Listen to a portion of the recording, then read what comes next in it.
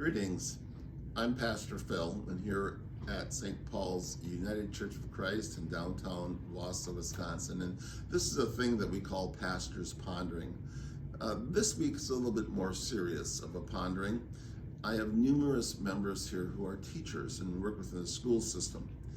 And I keep hearing from them how disappointed they are with their own students many times for bullying and picking on kids that are different.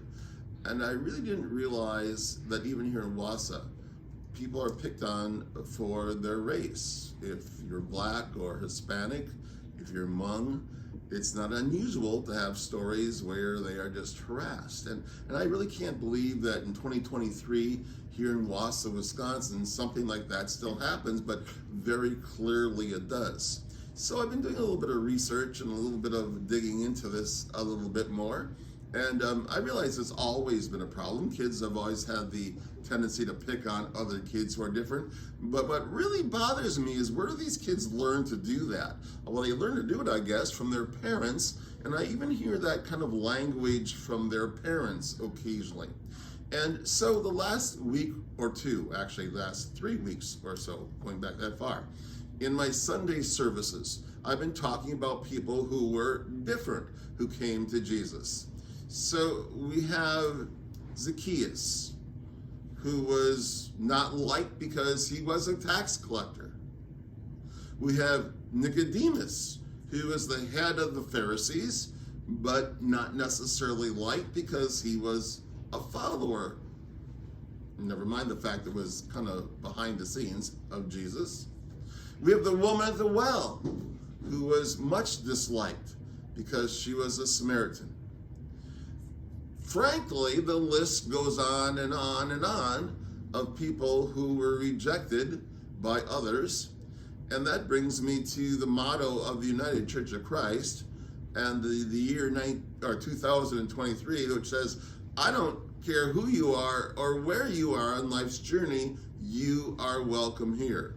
And I want to read a text that's really familiar to all of you. You've heard it a million times, but maybe today you need to take it to heart in a whole different sort of way. A teacher of the law was there who heard the discussion. He saw that Jesus had given the Sadducees a good answer. So he came to him with a question. Which commandment is the most important of all? Jesus replied, the most important one of all is, listen, Israel.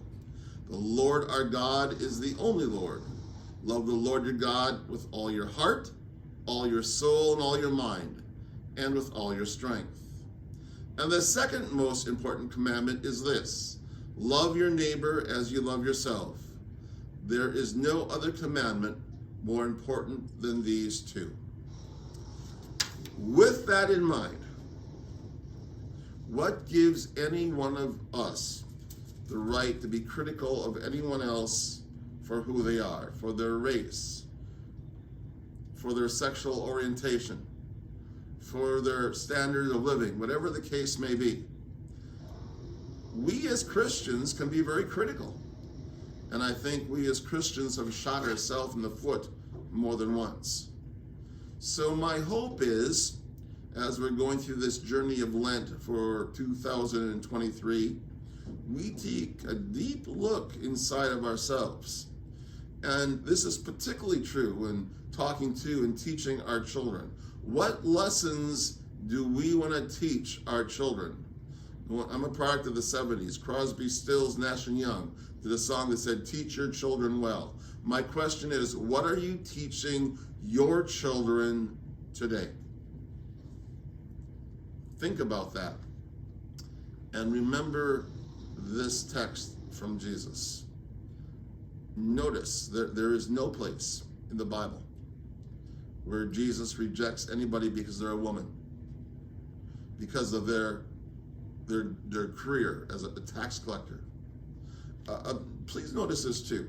Jesus does not say a word about being gay or lesbian in the Bible. Other people say, well, it says so in the Bible. Well, Jesus doesn't say anything. He just says, love your neighbors yourself. Something to ponder, isn't it? Well, I guess that's why I call this Pastor's Pondering. take a look into your heart during this Lenten season. Be with me for a moment of prayer. Wondrous God, we thank you for the gifts of diversity, for creating each one of us to be very, very different people. You know, God, frankly, it'd be kind of boring if we were all the same. So we thank you for giving us our individual gifts, our individual talents, our individual personalities, and making us truly who we are. But in the meantime, may we always praise you. Amen. Thank you for joining me today. God bless. Think about it. Talk to you later. Bye for now.